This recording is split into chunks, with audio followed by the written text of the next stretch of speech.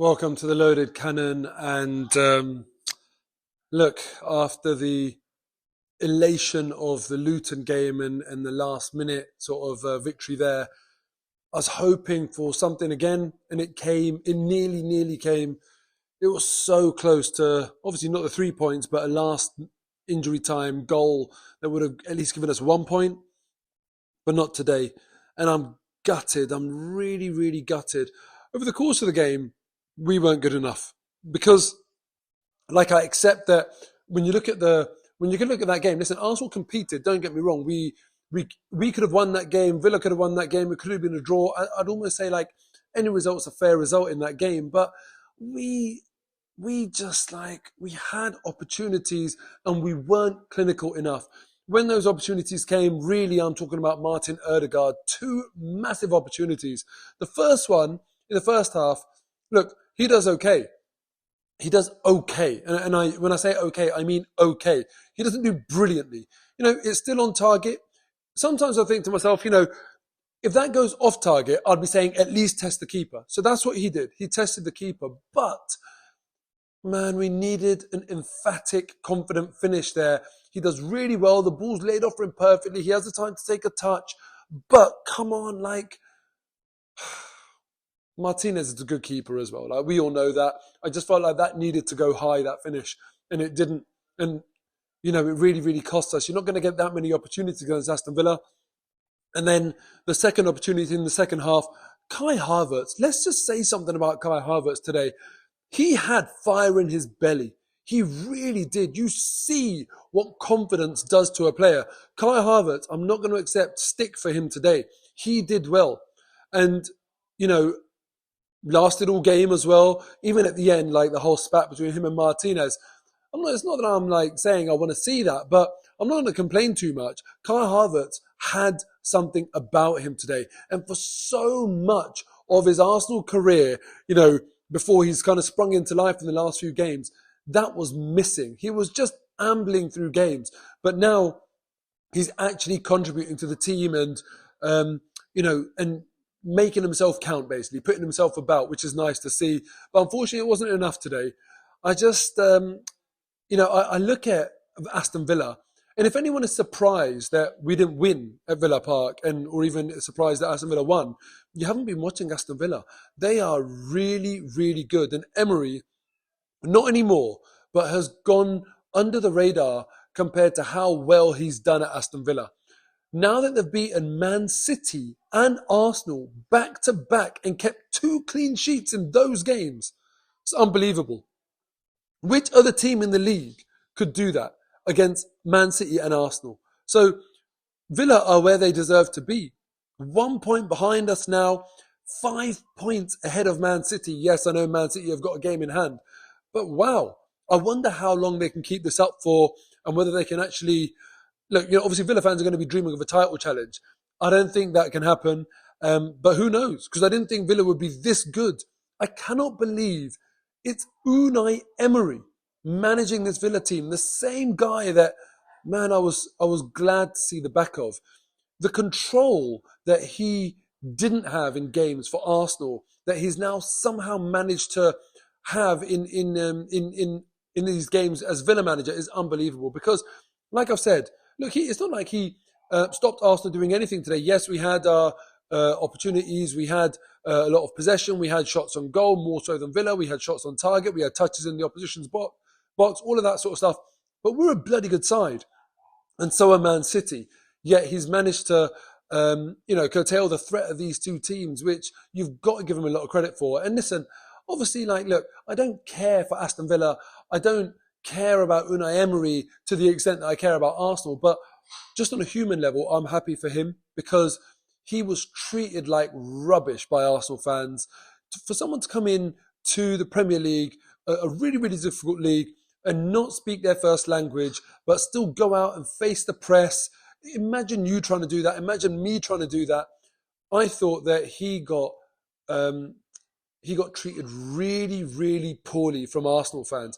And do you know what? If you did that to anyone else in any other walk of life, try going to your workplace and taking the mick out of how someone pronounces words in English. It's not going to go down well. And I think maybe it hurt me a little bit to see that because I'm the child of someone who is a migrant and struggled with the language at first and all that sort of stuff. So I just thought it was a bang out of order thing to do.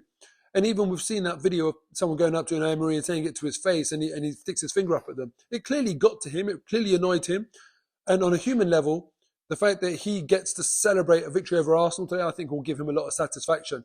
And whilst I wouldn't have wished a victory over Arsenal, I'm happy to see how well he's doing in English football after the way it went from at Arsenal. But anyway, that's enough about Unai Emery. We do have to give Villa credit. They've done brilliantly. And often after games, I'll talk about Arsenal and what we did do and what we didn't do. But actually, I think a massive amount of credit needs to go to Aston Villa today because they just did brilliantly. Look, what can you do? I'm not surprised Arsenal didn't win today. I didn't think we'd win today. And that's for two reasons. Firstly, how good Villa are. But secondly, I don't think Arsenal deal particularly well with being the league leaders. And that is something we have to overcome. We have to get comfortable with being top of the league and the sort of mental pressure that comes with that. Against Luton, I think we saw a wobble. And now against Villa, obviously we came through that one. Against Villa as well, tough place to come. But yeah, perhaps it just sort of weighs us down a little bit. Now we're not top. So hopefully we go on and win our next game. But man, this title race is incredible. We absolutely can't count Villa out. What is it? Liverpool on 37, Arsenal 36, Villa on 35, and if Man City win on 32.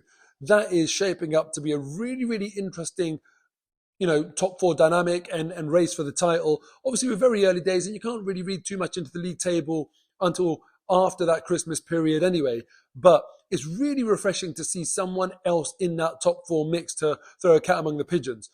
Man United losing 3-0 to Bournemouth this match week as well. Incredible. And you know what it does tell you is Unai Emery is clearly a good manager, but he couldn't get control in games when he was Arsenal boss. Clearly it was a dressing room issue. I firmly believe that. And that's exactly what you're seeing now with Man United. Thankfully though, no matter what the result, for Arsenal under Arteta, he's got that dressing room. And every single game that we play, win, lose, draw, you see the boys fighting for a result. And we did see that today. So that's why I'm not going to throw my toys out of the pram. In a league like this, away from home, to a team that's bang on form, Leon Bailey right now, one of the best players on form in the league, it's going to be tough. Martinez, a brilliant keeper. It's not going to be easy. So anyway, I'm not going to throw my toys out the pram. Well done to Villa. Hard luck, Arsenal. We've just got to come back and bounce back from this defeat. It would have been great. Would have been absolutely great to sort of, take advantage of other teams dropping points, etc. And would have put a bit of daylight between us, Liverpool, and the rest. But hey, it is what it is. Up the Arsenal. Keep the faith. And I really hope that no one is really, really throwing their toys out the pram. The one thing that we have to end on, though, is the VAR controversy again. Now, I haven't seen the post-match footage and analysis, but to me, that seems like a really controversial VAR decision because, firstly, there's that specific rule about if it touches the arm of the player who scores the goal, then it gets disallowed. That's absolutely fine. In the in-game replays that they showed whilst the game was going on, I cannot tell who would have scored that goal, whether that's Havertz, Nketiah, or the Villa defender. Now, don't get me wrong. If Havertz had the last touch, if he actually got the shot off, then yes, the goal should be disallowed because it's obviously touched his hand. But it's touched his hand, it's touched the Villa's defender's hand. To me, there's nothing clear and obvious in there. It's a complete mess. No one has got their hand in an unnatural position. But for me, it becomes really, really annoying and frustrating if Nketiah was the one that got his toe to that ball. Because if he got his toe to the ball, I'm thinking that shouldn't be ruled out. But let me know in the comments below how you saw that VAR call.